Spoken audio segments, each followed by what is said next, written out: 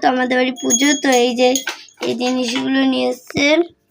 তো এই যে আলু, টমেটো, আর এই যে আদা, এই যে রসুন, এই যে লঙ্কা, আর আর হচ্ছে এই যে মাছ। তো আমরা আজকে খাবো, তো সেই মাছ এনেছে। আর হচ্ছে রান্না করবে বলে এই চাল এনেছে।